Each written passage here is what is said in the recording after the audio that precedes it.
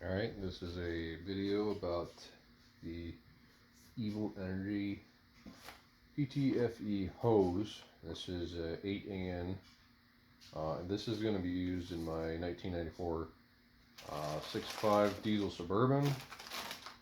So go to the box, a bunch of fittings, you get your 8AN hose, stainless braided, and then it's got the Teflon lining on the inside. It comes with a tool for putting the ends in, and this is the part number. If you can see that, I'll also link it in the description. So this hose is 10 feet long. It comes with some of these 45 fittings and straight fittings. It comes with 90s. And then it's got these little collars so you can, if you're running like two hoses, you can connect them together so they don't move around or rub on each other. So what we're going to do is we're going to start off by making one of the ends, and then we're going to have to go measure it and then cut it again, so that way we can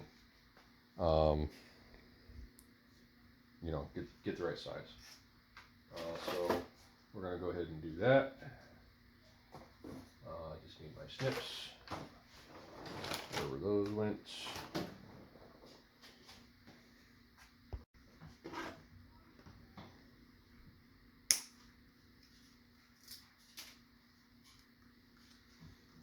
So with this being Teflon, essentially, you don't really want to bend this too much, especially when it's cold, right? You want to avoid that. It says in here, it might have been in the listing, but the most that you can bend this is 101.6 millimeters or something like that. It's about 4 inches. So just make sure you don't bend it too much or twist it. So what we're going to do is we're going to have one of our ends. We're going to go with one of the straight ends. These ends consist of the the nut that goes on to the the fitting, and then it has the knurl back here. This goes on the hose.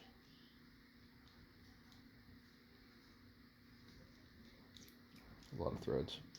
And then there's this ferrule that goes in between the Teflon and the braid, and this goes inside. So before we start, we want to trim off any of these frayed bits of the stainless braid. Just kind of help us out here. They come pre-taped, so that's kind of nice to help everything hold together and prevent fraying. We're going to take the this nut, and it goes on to the braid first, because this is what will basically tie everything together when we put this in. So we're going to put this on and just kind of let it be in there. Make sure you put this on first, because you don't want to do everything else and then have to redo that, because I'm fairly certain when you do this furl, you only get one shot. Alright.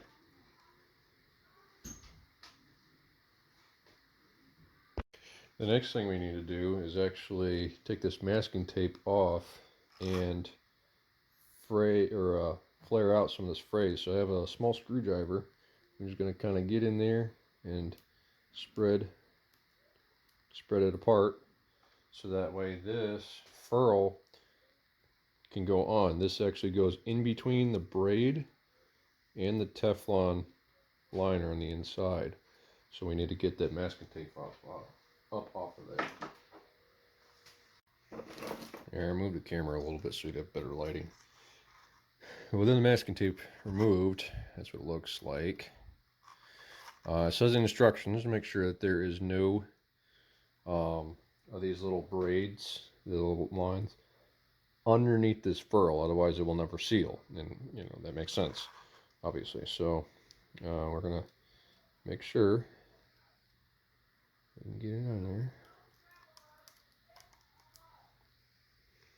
The kids are arguing over mugs for hot chocolate, so that's a thing. Might need to spread a little bit more.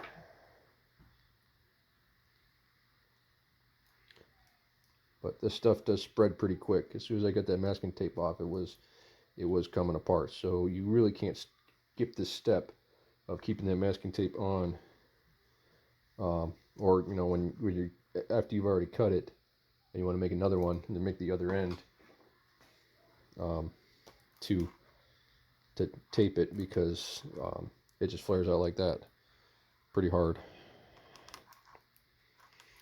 There is a lip on the inside of this ferrule that we're trying to get to. So I want to push it all the way on there as possible. And, I think we're about there.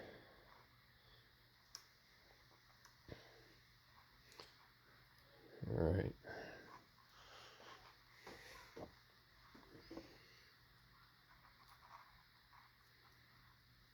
Yeah. Okay. Now, the next step, I'm going to put the ferrule on there. The instructions just call it an olive. We put the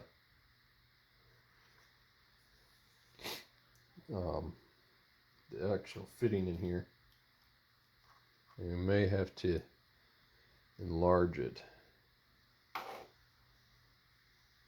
One thing you can do is get some oil for the next part, because it says lubricating the threads. It does say lubricate this nipple here. What you can do is you can take this tool that they gave you and just kind of push it down in there. That can help, you know, prepare the end for that nipple to come through. It's a pretty nice tool. It's actually very smooth. It goes in there real well. Make sure we put it all the way up in there. We got our other nut on here. I got this guy, and then you just kind of have to shove them together, and that's it. We might be able to shove this nut over this braid here. We might just have to trim that off. So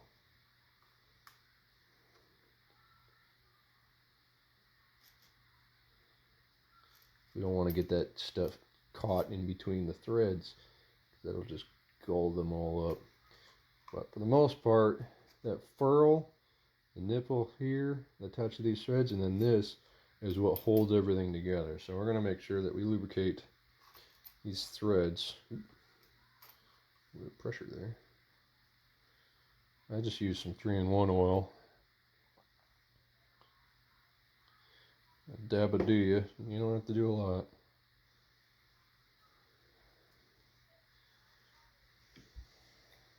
Try to shove it on there and see what happens.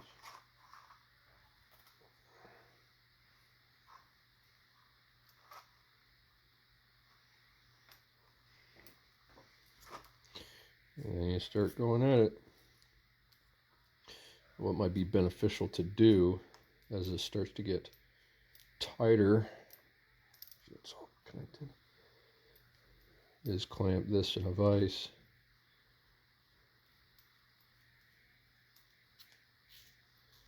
Yeah, right about there. It's starting to get tight. Clamp this in the vise, which I have here. Make sure not to wedge up my ends. Make sure all those are just enough to hold it.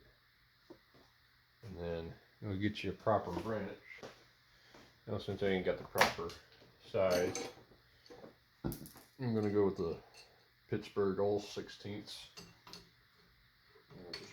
that we're good to go.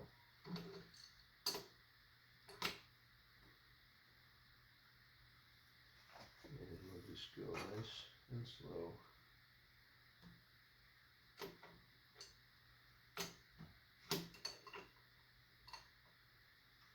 Hold this steady.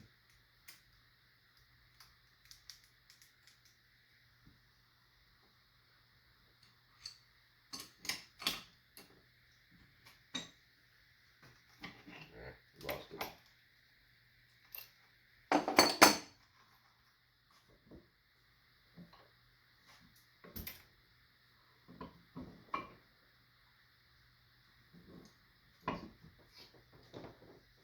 Just here.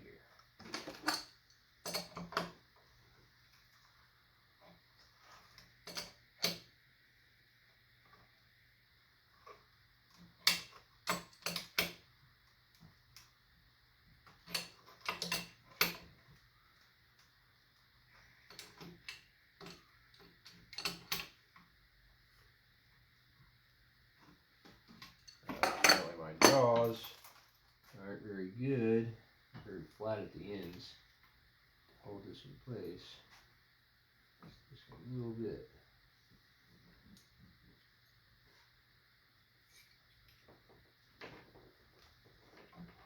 Try not to deform it too much.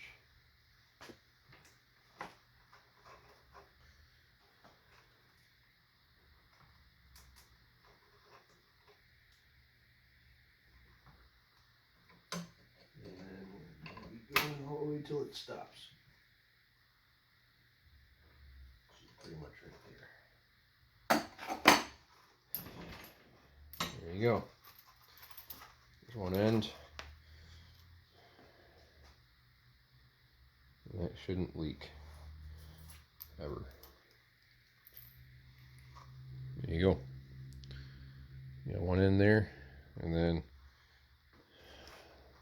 pretty much to make the other side is you just, wrap some masking tape around it, cut that with either a hacksaw or a high-speed cutoff wheel or something.